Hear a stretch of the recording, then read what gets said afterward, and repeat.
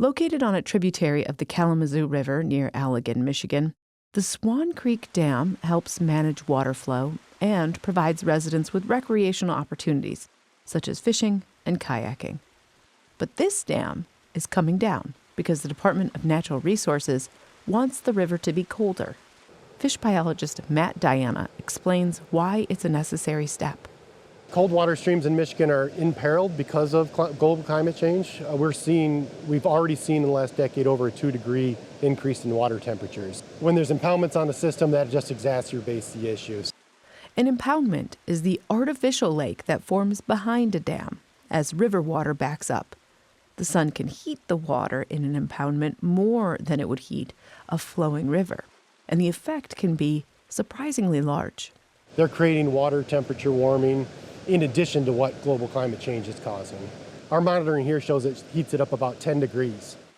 That's enough heat to cause some major stress for certain species of the Great Lakes region, especially for trout.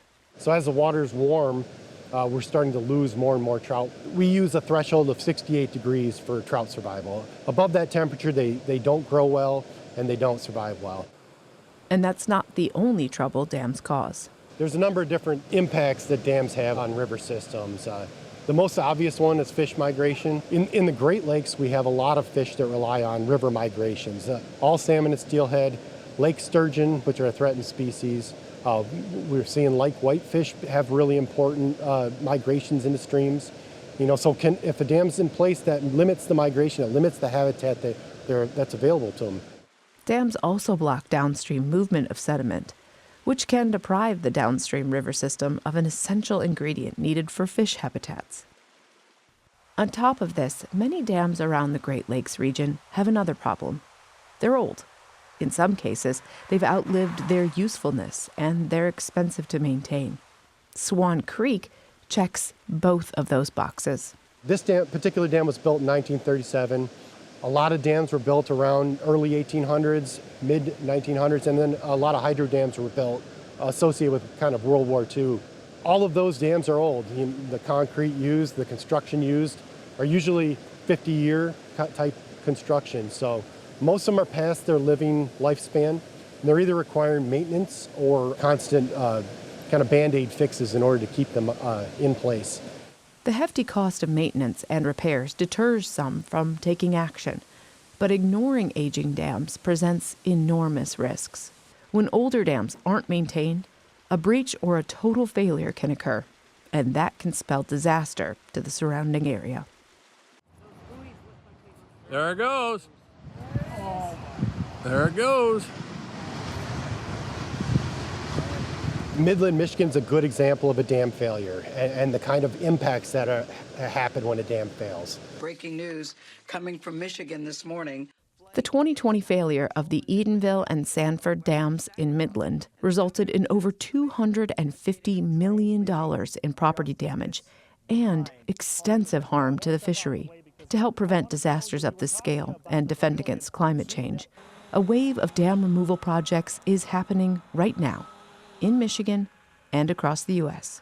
As these dams age, they're really not serving a purpose other than creating an impoundment. And so we're looking at opportunities when these dams age. Instead of repairing them, there's a lot of money out there to do things like removals through grant programs and state-funded programs to try and improve fish habitat. A recent influx of state and federal money allows the DNR to remove more dams than previously financially possible. The DNR prioritizes dam removals in a number of different ways.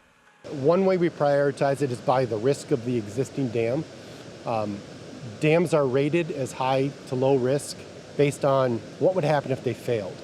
So a dam in a city might be more high risk because if it failed, it could flood houses and even cause loss of life.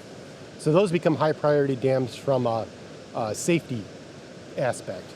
The DNR prioritizes low-risk dams based on how big of a boost the fishery will get from removing them. So one factor that we use is how many miles of stream is a dam blocking off from fish migration.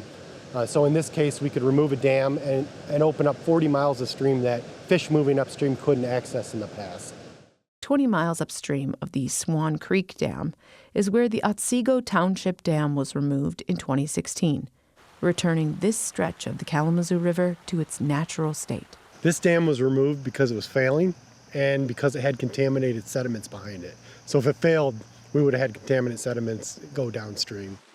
Since removal of the dam, researchers from Western Michigan University routinely monitor the area.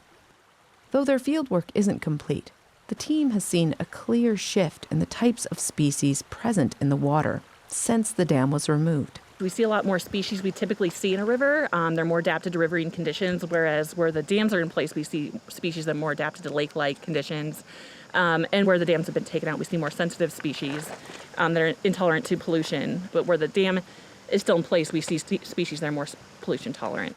We've seen a shift from lake-like fish populations, so things like common carp, largemouth bass, bluegill, to more riverine, or what we call lodic systems, where it's smallmouth bass and it's pike, which are native and more appropriate for a river ecosystem. And that's good news for the fishery. The kind of information that Western Michigan's collecting here is really valuable to us fisheries managers. We take this kind of information and we use it in order to evaluate these projects and see if there's any need for additional restoration. My ultimate goal with these projects is to see the river look as natural as it did before the dam was here, restore the fish habitat, and really create better fisheries for the public in Michigan.